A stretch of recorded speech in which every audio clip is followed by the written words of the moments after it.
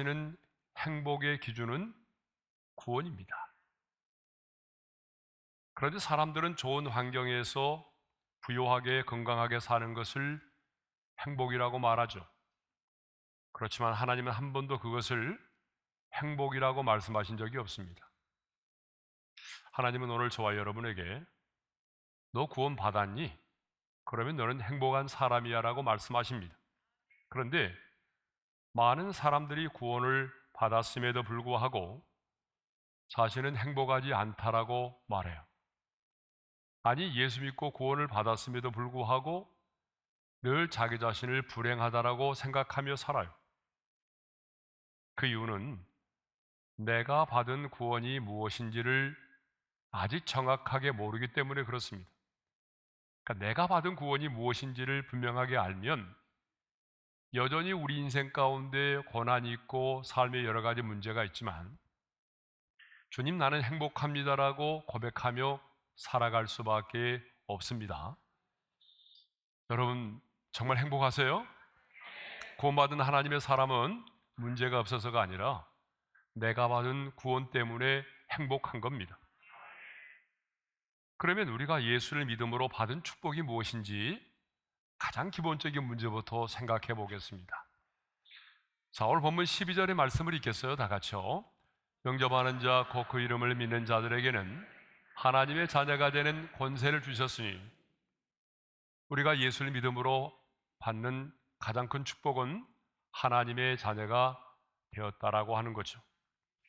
여러분, 하나님의 자녀가 되었다라고 하는 것은 하나님이 나의 아빠, 아버지가 되었다는 것을 말하죠.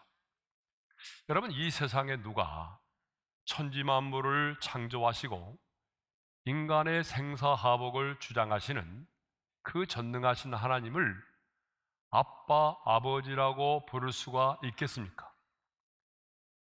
이 세상의 그 누구도 하나님을 아빠, 아버지라고 부를 수가 없습니다. 오직 하나님의 아들 예수 그리스도만이 하나님을 아빠, 아버지라고 부를 수가 있었습니다. 그래서 예수님은요, 겟세마네 동산에서 기도하실 때에 이렇게 기도하셨어요. 다 같이요. 아빠, 아버지요, 아버지께는 모든 것이 가능하오니 이 잔을 내게서 옮기시옵소서. 그러니까 예수님만이 하나님을 아빠, 아버지라고 부를 수 있었다는 거죠. 그런데 오늘 예수를 믿는 우리 역시 예수 그리스도의 영, 양자의 영을 받아서 하나님을 아빠, 아버지라고 우리가 부를 수 있게 되었습니다.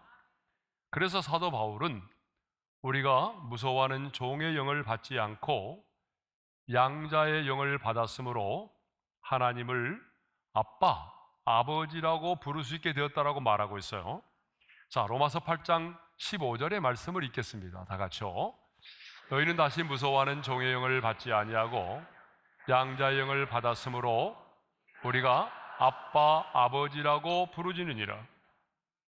자, 이렇게 우리가 예수를 믿음으로 구원을 받은 우리는 이제는 하나님을 아빠, 아버지라고 부르며 하나님의 자녀로 이 세상을 살아갈 수 있게 되었습니다. 그래서 우리는 신앙을 고백할 때도 전능하사 천지를 만드신 하나님 아버지를 내가 믿사오며라고 고백하고, 기도를 할 때도 예수님께서 가르쳐 주신 것처럼 하늘에 계신 우리 아버지께 기도를 드리는 거죠. 자, 이렇게 우리가 예수를 믿으면 하나님이 내 아버지가 되시고 내가 그 자녀가 되는 관계가 맺어집니다. 왜 하나님이 우리의 기도를 들어주십니까? 여러분, 관계 때문이에요. 왜 하나님이 우리의 인생길에 우리보다 앞장서 행하시며 우리를 위하여 싸워주십니까? 관계 때문입니다. 아버지와 아들의 관계 때문이에요. 예수를 믿음으로 하나님이 나의 아빠가 되고 내가 그 자녀가 되는 관계가 맺어지면 나의 아픔이 우리 하나님 아버지의 아픔이 되는 거예요. 나의 눈물이 우리 주님의 눈물이 되는 겁니다. 그래서 탄식하며 성령께서 기도하시는 거예요. 예? 또한 주님의 승리가 나의 승리가 되는 겁니다. 왜요? 관계가 맺어졌기 때문에 그래요. 예. 그러므로 여러분, 이 세상을 살아가면서 내가 누구와 어떤 관계를 맺고 살아가느냐 하는 것은 정말 중요합니다. 여러분, 피조물인 우리 인간이 오분을 알지 못하는 인간이 말이죠, 이 천지 만물을 창조하신 하나님을 내 아빠, 아버지라고 부르며 이 세상을 살아간다는 것은 얼마나 큰 영광이고 축복인지 모릅니다. 그러므로 오늘 하나님을 나의 아빠, 아버지라고 부르며 그 자녀로 살아간다면 여러분, 그 사람은 누가 뭐라 해도 인생의 성공자인 줄로 믿습니다. 왜냐하면 이 세상을 더 이상 고아처럼 애롭게 살지 않고 늘 하늘 아버지와 친밀한 관계를 누리면서 늘 아버지의 도움을 받으며 살 수 있기 때문에 그렇습니다. 여러분, 이 세상 누구도 내 마음을 알아주지 못해도 우리는 하나님 아버지에게 나가서 한나가 그랬던 것처럼 내 마음에 있는 모든 것들을 쏟아 놓을 수 있어요. 사람을 만나서 내 마음의 응어리를 쏟아 놓으면 부메랑이 되어서 돌아올 때가 있어요. 오히려 더 큰 상처가 되어서 돌아올 때가 있단 말이에요. 그런데 우리는 이 세상의 사람들이 내 마음을 몰라줘도 하나님 아버지 앞에 나가서 여러분, 우리의 마음을 쏟아 놓을 수가 있습니다. 뿐만 아니라 내 영혼이 이 땅을 떠나는 내 인생의 마지막 순간에 내 영혼을 책임져 주실 수 있는 분이 누구예요? 여러분, 하나님 아버지십니다.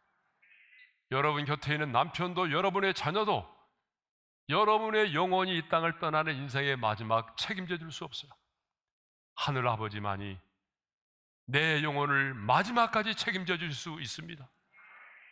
자, 그러면 가장 기본적인 문제를 한번 짚고 넘어가야 될 필요가 있어요. 어떻게 해서 우리가 하나님의 자녀가 되었느냐? 예. 다시 한번 12절의 말씀을 읽겠어요. 다 같이요. 영접하는 자, 곧 그 이름을 믿는 자들에게는 하나님의 자녀가 되는 권세를 주셨으니. 자, 예수 그리스도를 나의 마음의 구주와 인생의 주인으로 영접하고 예수 그리스도의 이름을 믿으면 하나님의 자녀가 될 수 있습니다. 자, 여기서 뭐 영접하는 것과 그 이름을 믿는다고 하는 것은 여러분 다른 의미가 아니에요. 동일한 의미입니다. 그러니까 예수의 이름을 부른다는 것과 예수님을 영접하는 것은 동일한 의미입니다. 그러니까 누구든지 예수 그리스도를 구주로 영접하고 예수 그리스도의 이름을 부르면 하나님의 자녀가 되는 것입니다. 그런데 예수님은 하나님의 자녀를 뭐라고 표현하냐 그러면 오직 하나님께로부터 난 자라, 이렇게 표현하고 있어요. 자, 13절의 말씀이죠. 읽겠습니다. 시작. 이는 혈통으로나 육정으로나 사람의 뜻으로 나지 아니하고 오직 하나님께로부터 난 자들이니라. 오직 하나님께로부터 난 자들이라고 하는 이 표현은 우리의 구원이, 우리가 하나님의 자녀됨이 오직 하나님의 은혜로 말미암아 이루어졌음을 표현하는 말입니다. 여러분, 죽었다 깨어나도 우리는 혈통과 육정과 사람의 뜻으로는 누구도 구원에 이를 수가 없습니다. 누구도 하나님의 자녀가 될 수 없습니다. 예? 그러면 혈통이란 뭘 말하죠? 혈통이라고 하는 것은 육적인 혈연 관계를 말하는 것입니다. 그러니까 내 부모가 예수를 믿었다고 해서 자동적으로 내가 예수 믿고 구원받게 되는 게 아니라는 거예요. 여러분, 그렇잖아요. 부모가 예수를 잘 믿지만 자식 가운데 안 믿는 자식도 있어요. 예? 부모님이 목사지만 그 자식 가운데 예수를 안 믿는 자가 있어요. 예? 자동적으로 그 자식이 예수를 믿는 게 아니라는 거예요. 구원은요, 육체적인 혈연 관계와 아무 의미가 없습니다. 그러므로 무당의 자식도 예수를 믿으면 하나님의 자녀가 될 수 있습니다. 여기 또 육정이라고 하는 말이 나왔는데, 육정이라고 하는 말은 육체적인 욕망이라는 뜻이에요. 그러니까 우리의 구원은 성령이 아닌 세상적인 육체적 욕구나 정욕에 의해서 이루어지는 것이 아니다라고 하는 거예요. 왜 예를 들면은 사회적으로 명성이 있다든지 세상의 권력을 가지고 있기 때문에 또 어떤 부를 가지고 있기 때문에 그 사람이 구원에 이를 수 있게 된다는 게 아니라는 거예요. 또 사람의 뜻으로 되지 아니한다고 했죠. 이 말은 우리 인간이 아무리 노력을 하고 또 수양을 하고 또 어떤 업적을 쌓는다고 해서 우리의 구원이 이루어지는 게 아니다라고 하는 거죠. 그러면 우리가 어떻게 하면 구원을 받고 하나님의 자녀가 될 수 있나요? 오직 값없이 베풀어 주시는 하나님의 은혜로만 구원을 받습니다. 그래서 그 표현을 뭐라고 하냐면 오직 하나님께로부터 난 자들이라는 표현을 쓰고 있습니다. 그렇습니다, 여러분. 우리는 하나님께로부터 난 자들입니다. 부모로부터 우리가 거듭난 게 아니에요. 여러분이 어떤 공로와 업적으로 거듭난 게 아니에요. 하나님께로부터 난 자들입니다. 하나님의 생명으로 거듭난 자들입니다. 그러므로 우리는 이 땅에 속한 자가 아니고 하늘에 속한 자요 하나님께 속한 자가 되는 것입니다. 그러므로 이 땅을 발을 딛고 살아가지만 우리는 이 세상에 속한 자가 아닌 하늘에 속한 자, 하나님께 속한 자로 살아야 할 줄로 믿습니다. 이렇게 우리가 예수를 믿으면 하나님이 나의 아버지가 되시고 나는 그 하나님의 자녀가 됩니다. 그런데 하나님의 자녀가 되는 것으로 끝나는 것이 아니라 하나님은요, 하나님의 자녀된 우리에게 하나님의 자녀됨의 권세를 주셨어요. 자, 12절의 말씀을 다시 한번 읽겠습니다. 시작. 영접하는 자, 곧 그 이름을 믿는 자들에게는 하나님의 자녀가 되는 권세를 주셨으니, 하나님의 자녀된 자들에게는요, 하나님의 자녀만이 누릴 수 있는 권세가 이미 주어져 있다는 거예요. 그래서 앞으로 권세를 주실 것이다가 아니라 뭐라고 되어 있어요? 권세를 주셨으니 과거 완료형입니다. 그러므로 예수를 믿고 영접하게 되면 그 순간에 우리는 하나님의 자녀가 되는 것이고 하나님의 자녀된 권세도 이미 우리에게 주어진 것입니다. 여러분, 모든 신분에는요, 그 신분에 걸맞는 권세가 주어져 있어요. 왕에게는 왕의 권세가 주어져 있습니다. 여러분, 군대 지휘관에게는요, 어때요? 그 부대를 통솔하고 명령할 수 있는 어때요? 그런 권세가 주어져 있어요. 예? 그러니까 운전을 하다 보게 되면 교통경찰이 우리를 차를 세울 때가 있어요. 그렇죠? 근데 그 교통경찰이 나이를 봐도 자식벌이고 또 나이를 보게 되면 손주벌이 되고 체격도 정말 왜소해 보이는 경찰이지만 여러분, 경찰이 서라고 하면은 서야 되죠. 근데 서지 않고 가는 사람 있어요? 음주운전한 사람이겠죠. 네. 여러분, 왜 그렇죠? 경찰이 나보다 어리고 체격도 왜소해 보이지만 왜 경찰이 서라고 하면 우리가 왜 서야 되는 거예요? 경찰에게는 그러한 권세가 국가로부터 주어져 있기 때문에 그렇습니다. 마찬가지입니다. 하나님의 자녀된 우리에게도 하나님의 자녀된 권세가 이미 주어져 있습니다. 그러면 우리에게 주어진 하나님의 자녀된 권세는 무엇일까요? 내가 하나님의 자녀로서 누리며 살아야 될 그 하나님의 자녀된 권세는 무엇일까요? 첫째로, 언제든지 당당하게 하늘의 아버지께 나아가 구할 수 있다는 거예요. 예수님은요, 기도를 가르쳐 달라고 하는 제자들에게 하늘에 계신 아버지께 기도하라고 말씀하셨습니다. 그렇습니다. 기도의 대상은요, 바로 하늘에 계신 우리 아버지십니다. 그러므로 하나님의 자녀된 자는 언제든지 당당하게 하늘에 계신 아빠, 아버지에게 나아가서 간구하며 부르짖어 기도할 수 있다는 거예요. 그래서 로마서 8장 15절에 이런 말씀 있잖아요. 다 같이요. 양자의 영을 받았으므로 우리가 아빠, 아버지라고 부르짖느니라. 여기서 부르짖는다는 말은 기도한다는 얘기거든요. 기도는 아무나 하는 게 아니에요, 여러분. 기도는요, 아무나 하는 게 아닙니다. 하나님의 자녀된 자가 하늘에 계신 아버지에게 하는 것이 바로 기도입니다. 그러니까 우리 기도의 대상은 누구예요? 하늘과 땅의 권세를 가지신 하나님 아버지시죠. 그러니까 하나님의 자녀된 권세를 누리는 것은요, 우리가 언제든지 당당하게 하나님 아버지 앞에 나가서 간구하며 부르짖어 기도할 수 있다는 거예요. 그러므로 자녀된 우리는 인생이 힘들고 어려울 때 말이죠, 내 인생의 문제를 가지고 아버지 앞에 나가야 합니다. 그러면 하늘에 계신 아버지께서 들으시고 가장 좋은 것으로 응답해 주십니다. 아니, 주님이 그렇게 말씀하셨어요. 마태복음 7장 11절입니다. 하물며 하늘에 계신 너희 아버지께서 구하는 자에게 좋은 것으로 주시지 않겠느냐? 하늘에 계신 아버지는 우리가 구할 때에 우리의 영혼에 가장 좋은 것으로 응답해 주십니다. 그러므로 여러분이 하나님의 자녀라고 한다면 그 하나님의 자녀된 권세를 사용하셔서 날마다 아버지 앞에 당당하게 나아가서 간구하며 부르짖고 여러분의 마음의 응어리를 아버지 앞에 쏟아 놓을 수 있기를 바랍니다. 이것이 바로 하나님의 자녀된 자가 누릴 수 있는 첫 번째 권세입니다. 자, 두 번째로는요, 예수님의 권세를 사용하는 것입니다. 하나님의 자녀된 우리에게 이미 주어진 권세는 바로 예수님의 권세입니다.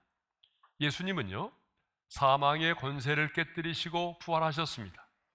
예수님이 십자가에서 마귀의 일을 멸하시고 승리하셨습니다. 골로새서 2장 15절의 말씀을 읽겠어요. 통치자들과 권세들을 무력하여 드러내요 구경거리로 삼으시고 십자가로 그들을 이기셨느니라. 그런데 이렇게 승리하신 예수님께서 당신이 가지고 있던 이 권세를 놀랍게도 하나님의 자녀된 저와 여러분에게 주셨다는 사실입니다.